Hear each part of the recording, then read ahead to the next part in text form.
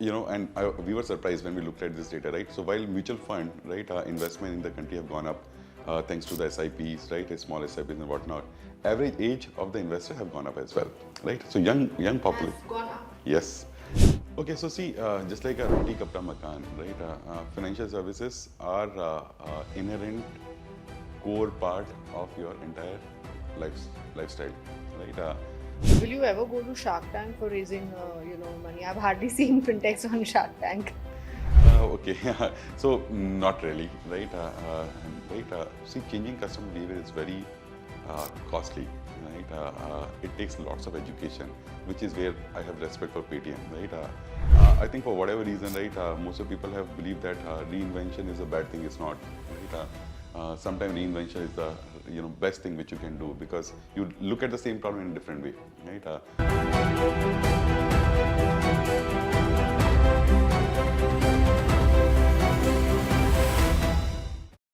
My guest for today's episode is Ashish. He is the founder of ANQ Finance. Welcome, Ashish. Welcome to GameRoom. Thanks, Swati. Thanks for hosting me. What are you trying to solve with ANQ Finance? Okay, so we are trying to do a very boring business in a slightly exciting way. We are building a digital banking, keeping asset creation or wealth building at the center. Now, just to put it simply, right, and while we'll talk about in detail later on, but for a country which is low per capita GDP, right, it's very important for us to look at banking which can help masses build wealth while not changing much of the behavior, right? Because reality is most of the people do not have excess money which they can invest into any of the instrument which is available, or most of the instrument which are not even accessible, right, to most of the audience. So what we are trying to do is we are just trying to rethink, reboot, the banking and democratize the entire asset creation process for India's masses. So how does that happen? If you can just explain by an example. So if I use your product, how will it help me in wealth creation? Absolutely. So if you look at at this point of time, we have a prepaid card. We have lots of brands closed loop prepaid instrument which is ANQ Shopping, and we have just recently launched our credit card, which is India's first dual credit card. The combination can be used across UPI, non-UPI, domestic, international, online, offline, whatever it is, right? Any of the instrument when you use, right? So say for example, you have to go out and spend, for your coffee.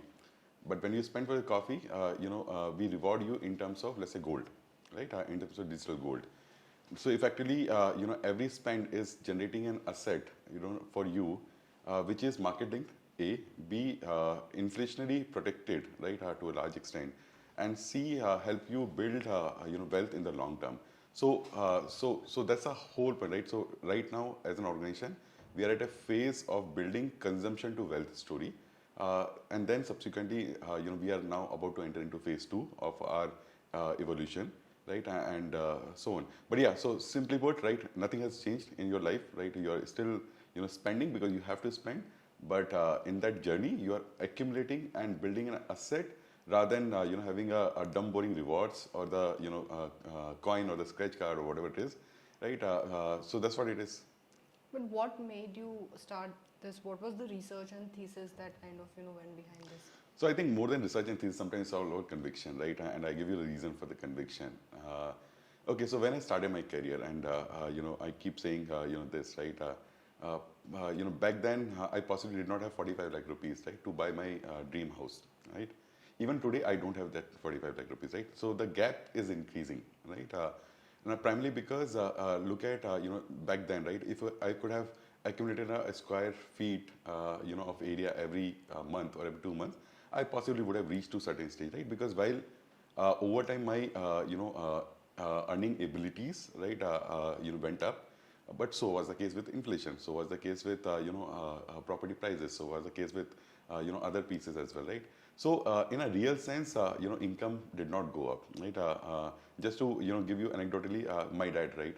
So he was telling me, right, when he started his career, he used to, I mean, if you do the comparison, he used to earn exactly 15 gram, right, in terms of income. When he retired, he was still earning exactly 15 gram, right, per month in terms of income. So he's like, if I could have had, an opportunity to set aside some part, right, that essentially would have created a wealth. That's number one. Number two, uh, see, having spent enough time in the banking world, one thing which I realized, most of the banking, when it comes to retail, is also centered around lending, right?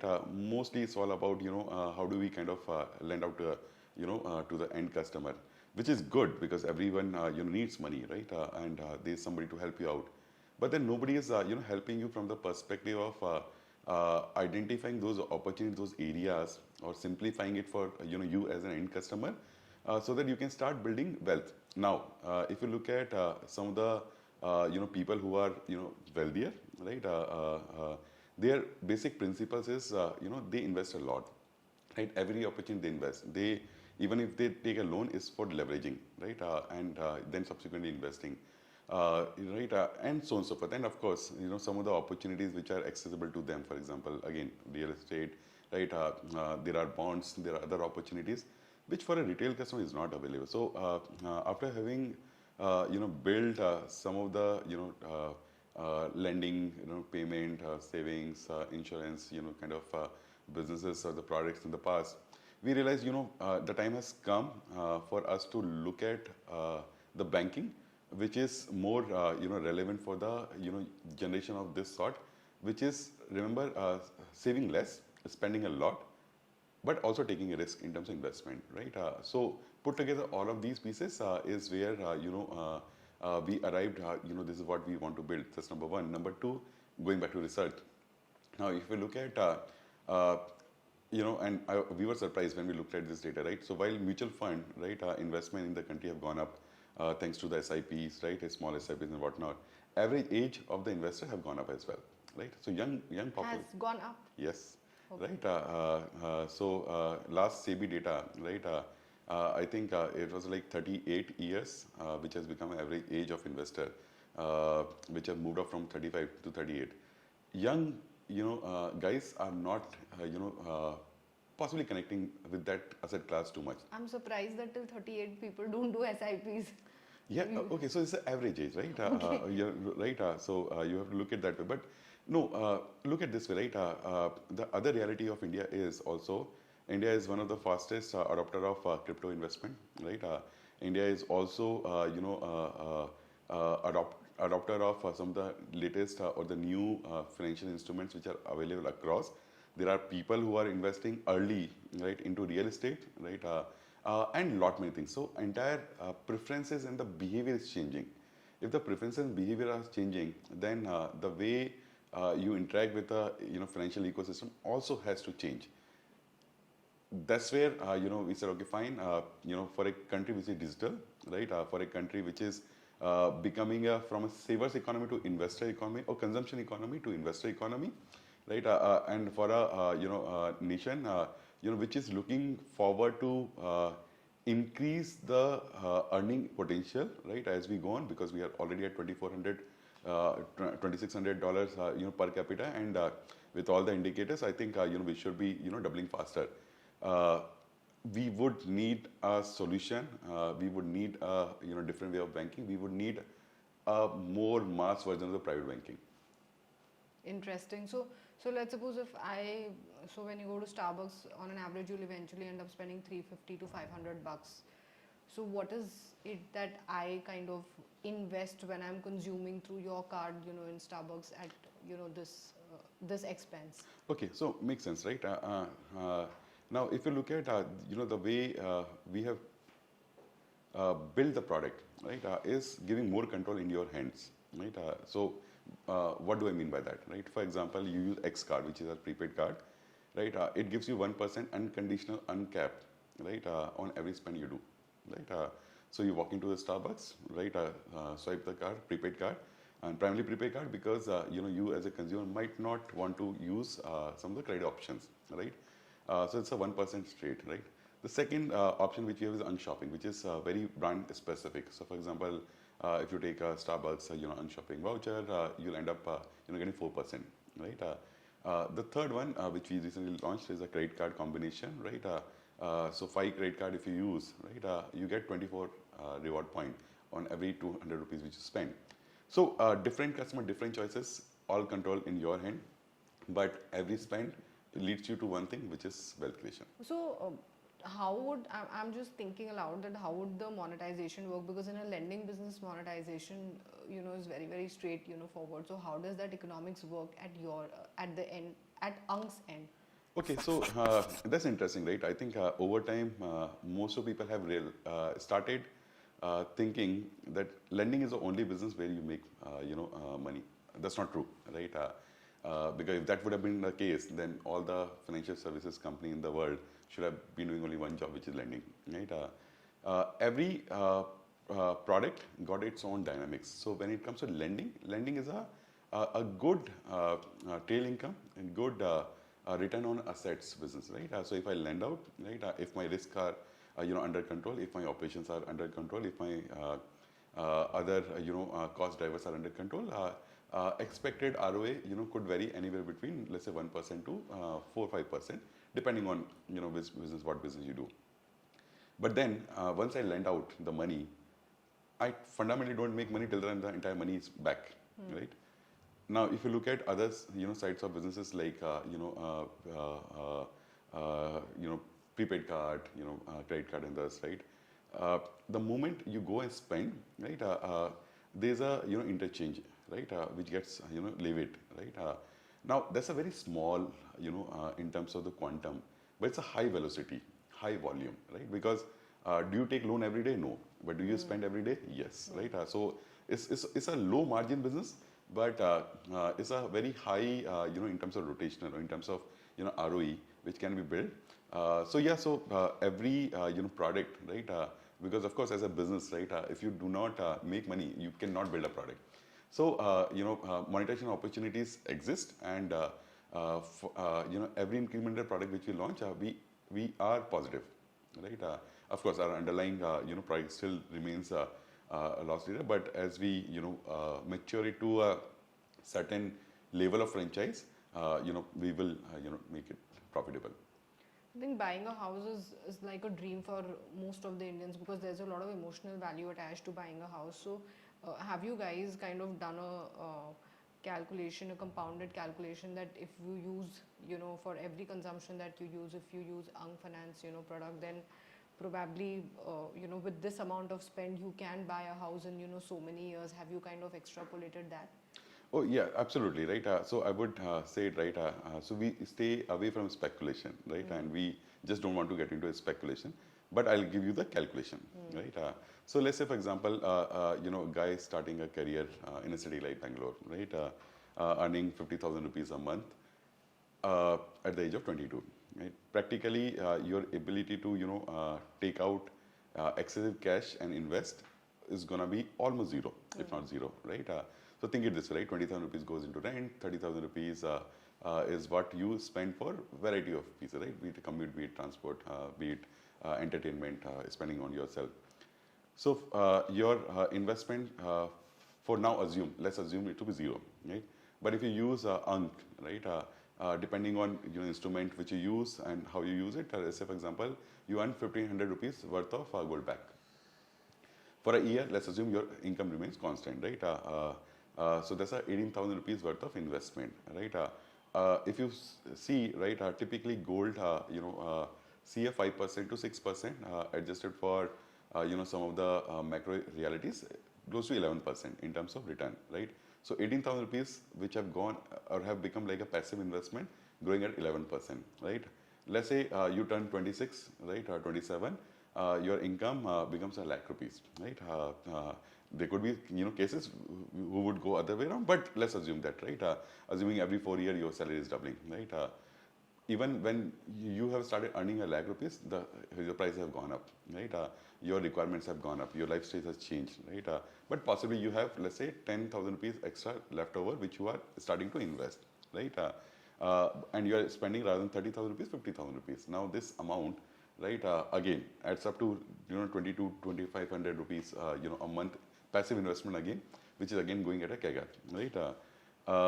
Now you become 30, 32, right? Lifestyle changes, you possibly get married, you possibly start thinking about buying a house, you take it on loan.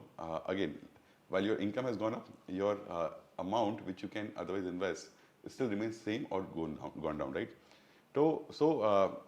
If you look at, by using ANC, you still continue to build that asset. By the time you turn, 40, 42, right, when most of the pieces are settled in life, that's when you have excess, money left, right, for an average, scenario, right? And that's when you start investing actively, right, with a large lump sum. But by then, two things have happened in your life. First thing, you have accumulated those assets, right, in a passive manner, right? The corpus, if you do a maths, turns out to be almost a crore plus, right? Second, if you look at in this duration when you were busy with the life stages, doing lot many other pieces, prices have also gone up, right? So by the time you catch up, you have a base available to you. So that's how you have to look at it, right?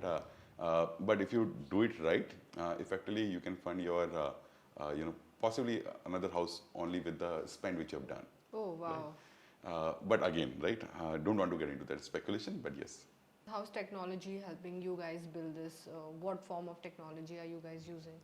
Okay, so see, from a tech stack standpoint, right, technology helps you from two perspectives, right? First thing, it helps you in terms of bringing the efficiency.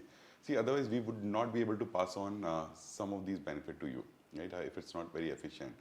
So that's one aspect. The second aspect is, it has to be very tightly integrated across the ecosystem, right? Because there are too many moving parts which are happening. So that's where technology is right now, and as we are progressing, right, we believe that decentralized finance, right, progressively, is gonna help a lot, because it just helps in terms of reducing down the intermediaries, right? If not eliminating, right? Because we don't believe in a complete form of decentralization. We believe that centralization would be there, right? But in a progressive manner, right? Which essentially means you do not necessarily need every leg of pieces which are there right now, right? So that's the efficiency which you bring in, altogether into the ecosystem. So from a technology standpoint, I think it's more about making money efficient for the people, right? So that we can reap the benefits, right? Faster, better, right? And at the same time, make the entire ecosystem more efficient. That's how we look at the technology.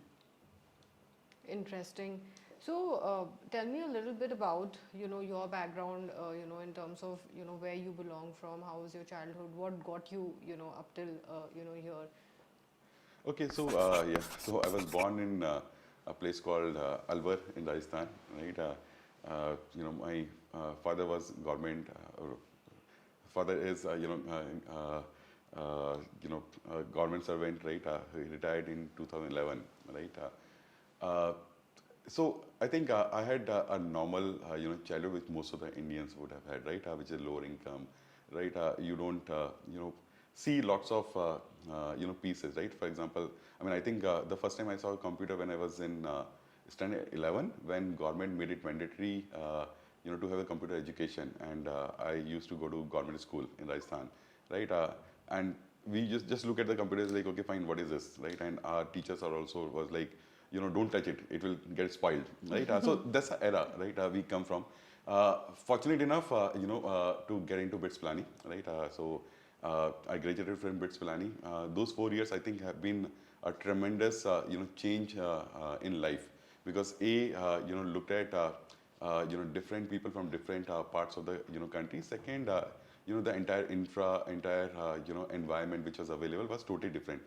That kind of also fueled to the second level of urge of building something. And by the time you get out, you're like, okay, you're the king. You feel like that. But once you get out, you realize no, right? The world is just starting, right? But after that, I spent enough time in terms of experimenting a lot in my life, right? I have worked in real estate. I have worked in FMCG. I've worked in IT consulting. I've worked in a couple of other organizations. Then I started, for-profit social organization called Source Planning, right? Along with 3 more friends. right? Which we wrapped up in 2008, right? 2009, sorry, right? And after that, I got introduced to banking, right? It was not something which we wanted to or which I wanted to, right? I get into. And most of the people always believe that banking is a boring stuff, right? I started, understanding nuances of the banking from HSBC. I spent some time in Capital One, right? And that's when I hooked on to, banking a lot, right? As a next step, I moved on to Equifax, where I was, heading, banking practice, for India and Middle East, right? Considered lots of, organizations, right? That's when it became to the next level. Then I joined, Bajaj Finance, right? And left Bajaj Finance 2 years back. I was senior business head there, right? I tried many things there, many experimental, pieces. And before starting ANK, I was heading the country for Xiaomi Financial Services, building lending, payment, and insurance businesses, right? And that's exactly the time when there were three more things which were happening in life parallelly, right? First thing, uh, for a variety of reasons, most of people and lots of people used to come for mentorship, right? Lots of fintech guys, right? Like we find something is interesting, right?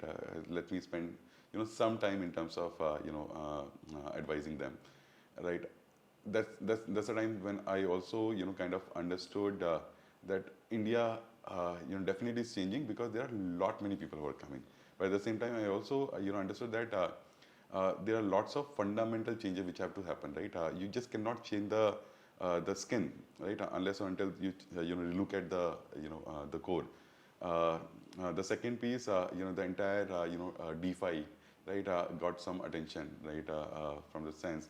And the third thing, and interestingly, is a discussion on digital banking, which RBI came out, right, 2.5 years back, November, 2021 to be precise, right? And that's when like, okay, fine, a lot is gonna change slowly though. It's not gonna change, overnight, right? And hence, let's put our mind, and then me along with my two co-founders, Swagat and Abhinav, we decided that less basis our understanding experience, right? Understanding ground realities and imagining what is gonna happen in the future, right? Let's relook at the entire way of banking, step by step, and that's how we are here. So what is your, so I think fintech was a hot sector few years back from a funding standpoint. Now, of course, with whatever has happened to, Paytm, etc., fintech has, taken a back seat. So what is your view on the entire industry, fintech industry itself? Okay, so see, just like a roti kapda makan, right? Financial services are inherent core part of your entire lifestyle, right? So your relationship with banking will always continue to be there, right? You still have to pay, you still have to save, you still have to spend, invest, right? You still have to borrow, right? That's not going to change, right? Now, if you look at, as a nation, as a country, right? We are seeing an influx of, population which have just seen the digital, right? For example, my daughter, right? Possibly for her, iPad is very intuitive, right? It took me some time to understand how to function on iPad, right? That generation, change is happening, right? The generation which is joining workforce is totally different. That's one thing. Second piece, as a country and as a nation, we are very we are filled of people who are very ambitious, right? See, we are always trying to hit way above our weight, right? From that sense, which essentially mean our aspirational and ambition, right? Has to be fulfilled in a different and a meaningful manner. Now, if you look at from financial service standpoint, but India has been one of the very strong, right? Banking space, right? But then the innovation have been almost none, right? Now, is it like you always need to innovate, right, for the sake of it? Answer is no, right? But you need to innovate because the preferences are changing, right? You don't want to, go and visit a bank branch. You don't want a similar kind of, experience. I don't want financial services to take more than 1% of my life, right? I don't want somebody, to bother me and again. I want somebody who can not, think that I'm going to invest, heavy amount of time to figure out whether I should be investing in A or B or C, right? Because I just don't have time for everything, right? I just require a more or less intrusive, right? More experiential, more experimental, and more of everything from a perspective of making sure that hey, this is what I work day in day out to earn money. My money should be secured, protected, yet productive, yet should be able to kind of help me meet my life stage needs, right? That change has happened, will continue to happen, and hence I think from a fintech standpoint, we remain very positive. Everyone remains positive, right? Now, funding scenarios keeps changing, right? These are dynamics which will keep evolving, keep changing every single day. I don't think you build business keeping that in mind. Uh, for building a business and to fueling the growth further, you need the raw material, which is money in this case. But given the opportunity which is available, given the space which is very ripe for the innovation, right? I think this is a space to be in. This is a place to be in, and India as a country, and continues to be a place where you have to the way people bank. So what you're doing is very, very unique. Are there any businesses globally who have tried something like this and have become really successful? Okay, so I think if you look outside India, there are 2 or 3 companies, right, which we think are closely trying to do this, if not similar or same, but possibly in the same direction, right? One is VO, right, in UAE. So effectively, they have also they are also trying to relook at the entire banking in a different manner, right, and embedding the entire wealth creation part in the financial services ecosystem, right. Similarly, if you look at off late, right, Robinhood, right, in US, right, with their latest introduction of the credit card which they've just launched, seems to be moving in that direction. Nubank Brazil, right, one company which I think lots of people respect. I respect a lot as well. They have gone from a consumption, to the entire banking, now embedding the asset part of it, right? In a short to midterm, if you look at, I think that's what will look fairly close to what exactly we are looking. So yeah, so different geographies, different companies, focused in terms of solving a problem which becomes very apparent now. Will you ever go to Shark Tank for raising money? I've hardly seen fintechs on Shark Tank. Okay, so not really, right? Not that Shark Tank is a bad platform, or it's a good platform, it's a great platform. I don't think any view on that piece.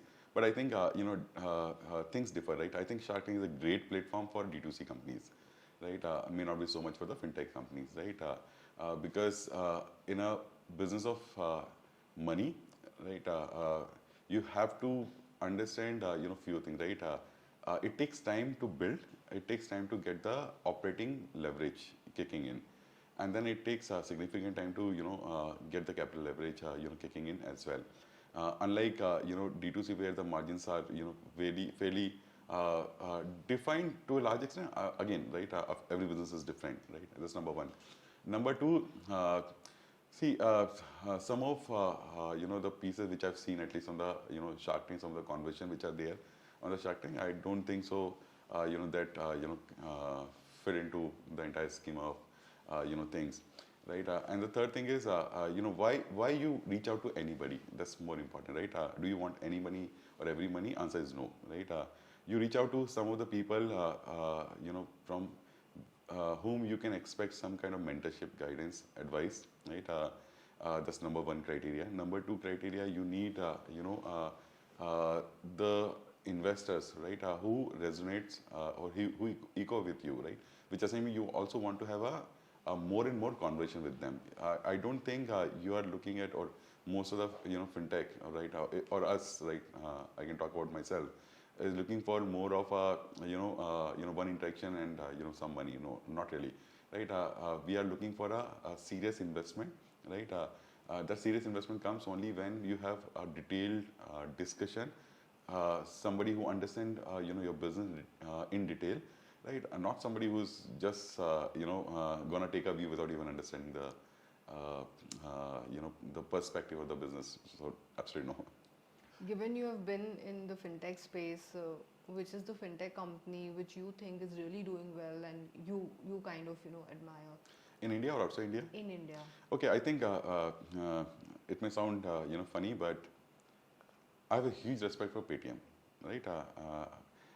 I think as a country we are very open and believe a lot in terms of criticizing, right?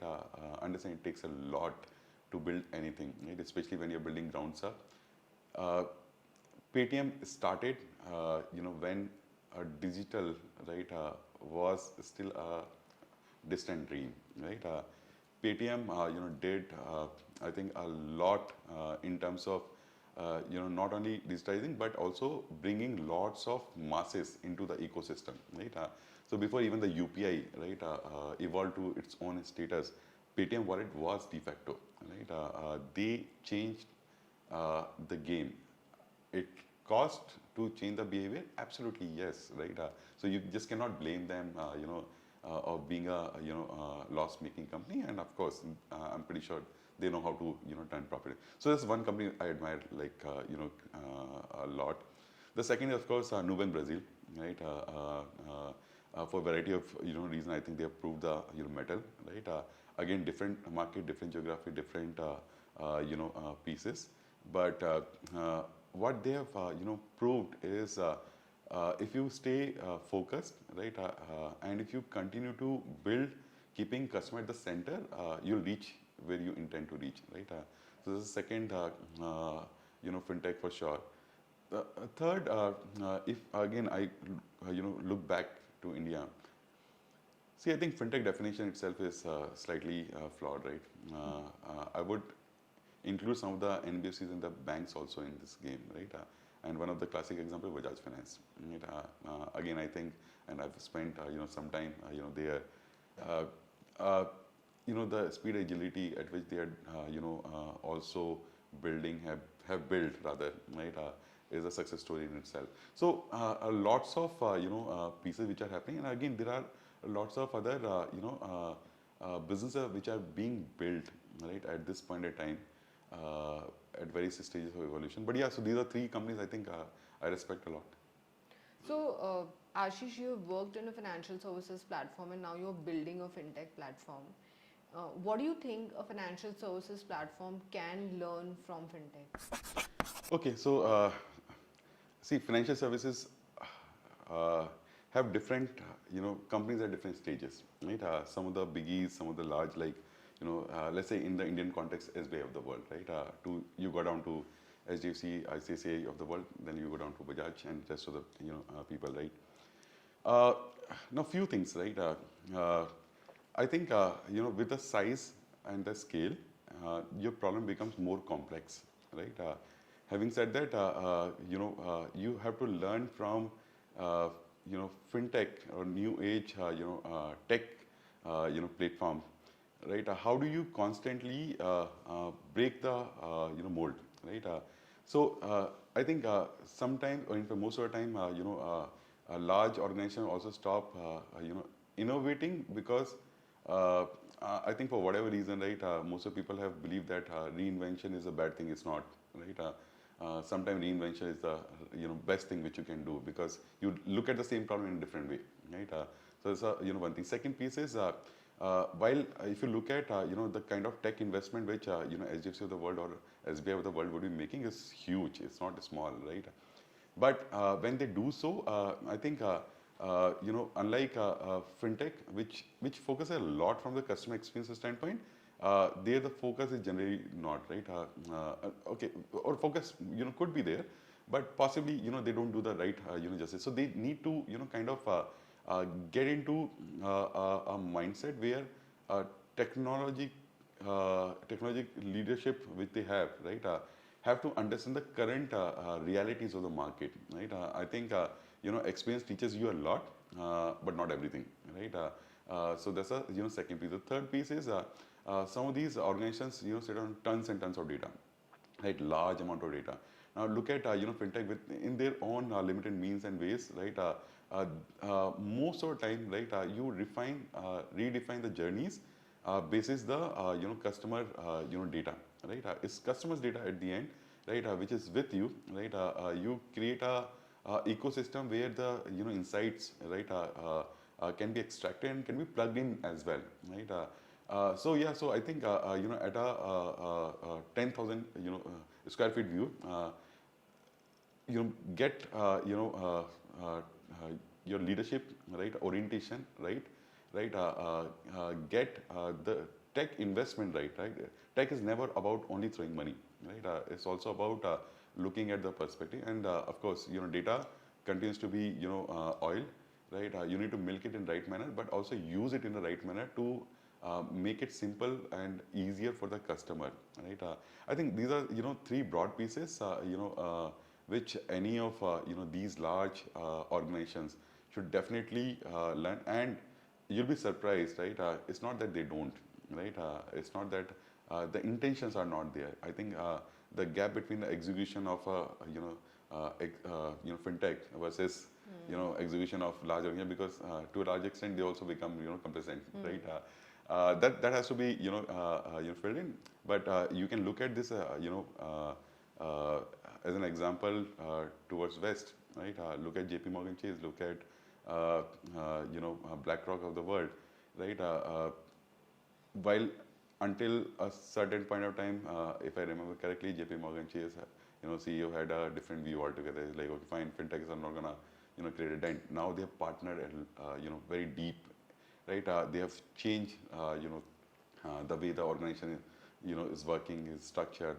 BlackRock, for example, right, out of nowhere as a surprise, right, got into DeFi part, right, from a better side standpoint, right. So they are also innovating, and catching up faster, right.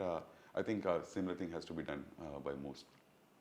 Ashish, with the ever-changing regulations, that we are kind of, currently seeing, how do you think fintechs can be prepared for that, and how do you think they can really catch up? What is your view, on that?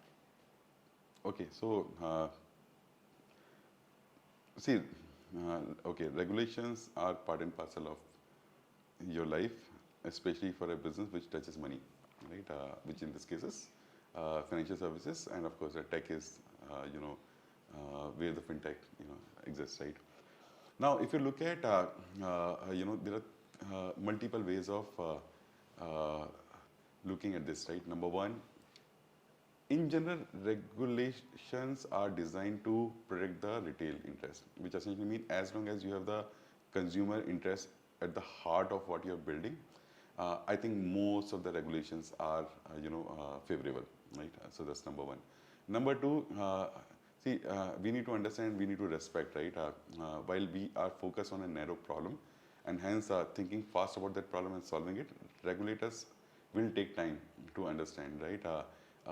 For right reason or the wrong reason, right? Whether they flip on one side or the other, right? But they need to be also educated, right? And hence, there's a participation, right? Which is required. So, having a regular conversation. In fact, RBI recently have come out with a window where every last Saturday, right? Saturday or Friday, right? Either of these 2 days, right?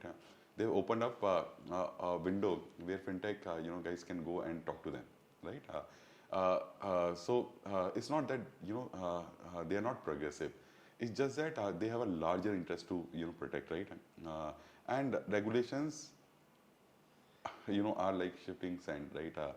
It will change crazily, and that's one of the dynamics and the most, or best part about the fintech industry, because just because you have built something today, you sleep tomorrow, you know wake up with the reality that it has changed, right, completely, and that's how it has to be, and that's how it is, right. So be ready for it, which I mean every part of your business model you should try to de-risk as much as you can. Now, of course, when you are at an early stage, it's not very easy, right? Because you have limited, very, very limited resources will always be limited, but you have very, very limited resources in terms of capital, in terms of bandwidth, manpower and whatnot, right? So focus, in terms of de-risking whatever you can, right? So that you are, ready, if at all you have to change. And the last piece is, and I think true with most of the industry, but especially this industry, remain connected and remain aware, right? Because most of the regulation when they change, it's not that it changes like overnight, right? You know it that certain things are in discussion, right? Certain things might happen one way or the other, right? So how do you kind of make sure that you as a team, you as an organization are ready to have the most pessimistic and the most optimistic outcome both at the same time, because at the end financial services is all about managing risk. Regulatory risk is one of the most important part. So what you're doing currently also is in a way changing customers' behavior for them to use your card, because this is not a product which is really prevalent in the market. So what are the marketing strategies you're using to attract customers? So Swati, one thing, right? We are not changing the customer behavior.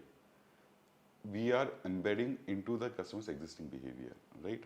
See, changing customer behavior is very costly, right? It takes lots of education, which is where I have respect for Paytm, right? So think it this way, right?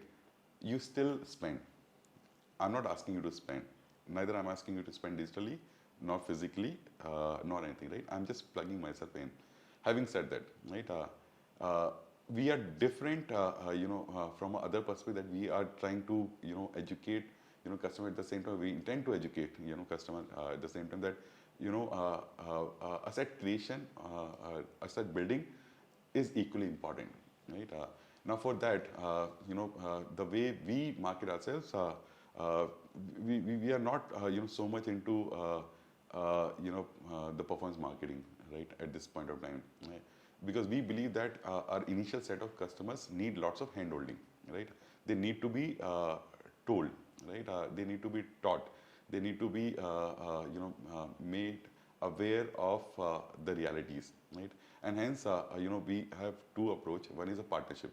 We are very deep with some of the partners and available on their platform, right? And second piece is we have a a field team, right?